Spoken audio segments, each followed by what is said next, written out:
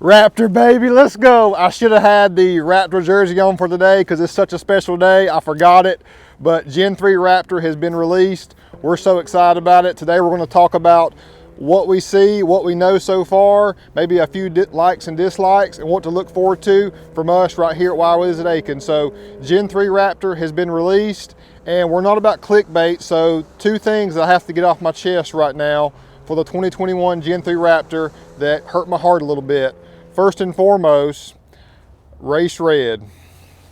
I want to cry again, y'all. Race red. We have our race red Indoraptor behind us, and race red is not coming back that we know of for the 2021.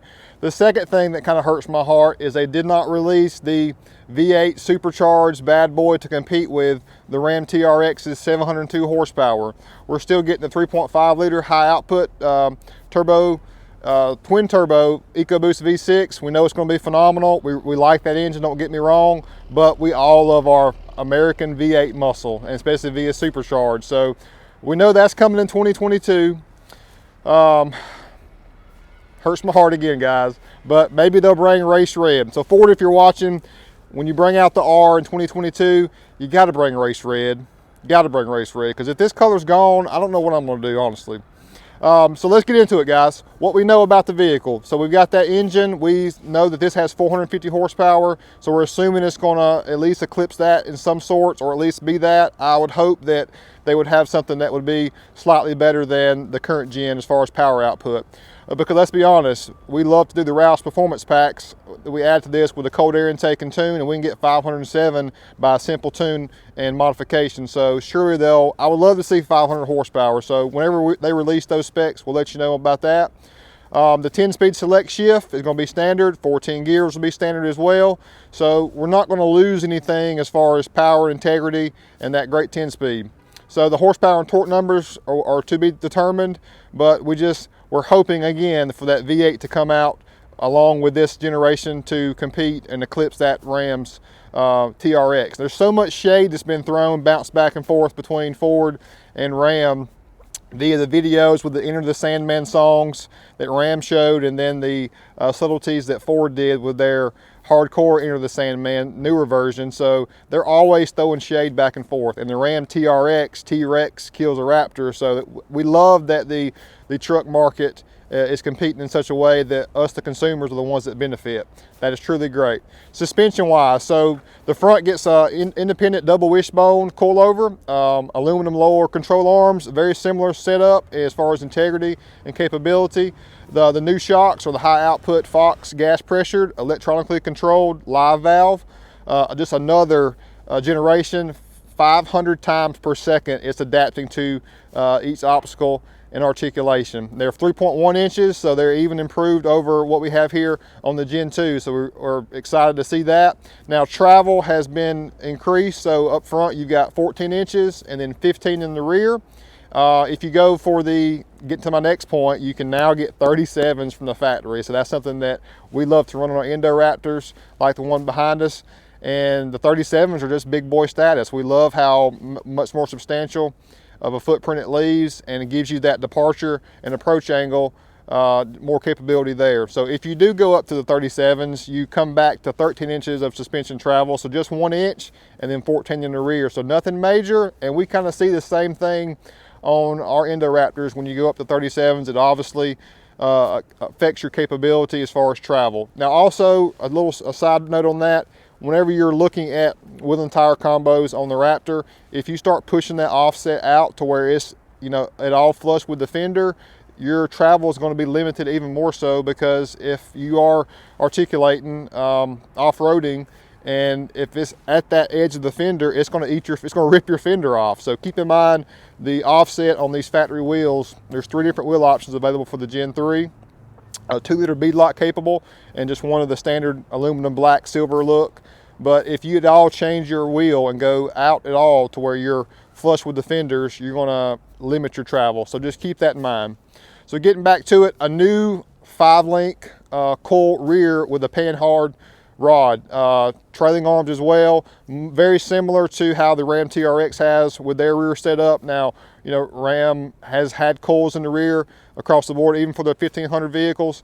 So there again, a little bit of shade throwing back and forth between there. They used to give Ram a hard time about their coil setup, but with this setup, actually, you got 24-inch coils, the largest in the class. So capability, getting that power to the ground is going to be greatly improved over the current setup. So I'm actually very excited to see how that performs on an off-road. Now, going back to tires, you got the two options, the standard 315 7017 BF Goodrich KO2 tires, specifically developed, and then a 37 12.5 17. Love that. We love to run 37s, and then that 315 7017, keep in mind that's not a true 35-inch tire, so it's a little bit smaller. It's a 34.6, but still looks great. As I mentioned, the wheel capability options are endless. I love the new designs that they've got on these. And with going up to the 37s, if you choose that, you got 33 degrees of approach angle, and then 24.9 on the departure. The 17 through 20 year model, you had just 30 inches. So you're getting about 3 more degrees in totality on your approach and departure angles. Now, as far as some technology, they keep pushing the envelope with technology. You got a 2 kilowatt Pro Power onboard system found in the 2021s. Sync 4 is standard as well. And that 2 kilowatt Pro Power onboard enables you to do things like run a whole tailgate, run pole saws, TVs, mini fridges, etc. So that's going to be a great thing for campers or enthusiasts that want some onboard power. That's going to be a great addition for you. There also is, coming from the Bronco, the trail map system, the pedal drive as well. So the pedal drive, basically you have one pedal, so you're not having to work brake and gas. You pretty much, if you take your foot off the gas, it'll essentially do the braking for you. So that's a great off-road capability. And then the trail map system, where you can actually pinpoint and essentially navigate and mark your trails off-roading, is going to be on the Bronco as well. That's kind of coming over. That's going to be a great feature to mark your trails so you don't get lost and explore new avenues. 360 camera and an 18 speaker B&O audio. Of course, the Bang & Olufsen is a great system. We look forward to that. And obviously, we actually like to add more power on top of that via subwoofers. So we're going to continue on our Raptor lineup to push the envelope on exterior and interior attributes. The 14th gen F-150, the 2021, which actually are stacked here deep behind me, those vehicles, I love the interior. The interior makes the Gen 2 interior and the 2020 F-150s look very outdated. The big 12-inch screen, the way the interior kind of flows from that center focal point, the 12-inch cluster on your center stack behind your steering wheel, both are phenomenal. Very, you can configure them in many different ways. You can do a dual screen. Backup camera's been enlarged as well, but that system in totality is a game changer as far as interior attributes. So I'm glad to see that come over to the Raptor. As far as the interior seating, there's a new blue color that I'm not so sure about, but I want to see what the other options are as far as that goes, but we expect them to be very bolsterous as well. Recaro is going to be another option to offer to give you extra more side support for your off-roading. A nice leather-wrapped steering wheel with some nice subtleties throughout. They brought over even the American flags on your side pillar there. Looks great, so I look forward to spending some time in this new interior in the Raptor. It's going to be a great addition. Still has a shifter that folds away too. So the interiors on the F-150 have long been superior in my opinion, so they keep pushing the envelope on your interior quality, fit and finish throughout. Let's get to the exhaust. You know, we love our power, we love to hear it. We were hoping that we'd hear some V8 power. Some of the videos that you've seen, the teasers, I guess, coming up, we're not sure if they were V8 power. We're pretty sure they were, but some new technology in the X-pipe with the trombone loop style. So you've got an equal length exhaust on this, the new Gen 3 Raptor. So that's going to be a 3-inch diameter, and the trombone style is essentially to keep that length equal. And then a patent pending X-pipe, which if you're a Mustang enthusiast or a high performance vehicle, you know those X-pipes get a true unique sound. And then for the first time, you got active valves. So on our current Raptors, we like to add boiler exhaust or aftermarket exhaust to truly liven up the sound. The factory sound on the Gen 2 was actually a pretty good one in my opinion to be a factory exhaust, but we always like to have capability to change it up. So the active valves, much like in the GT 350, etc., GT 500, and even the GT Mustangs, you've got the ability to dial it in. You hear that Mustang right there? That's what I'm talking about. you get to hear different drive modes with the exhaust. So quiet, normal, sport, and Baja sounds very amazing. Take a listen.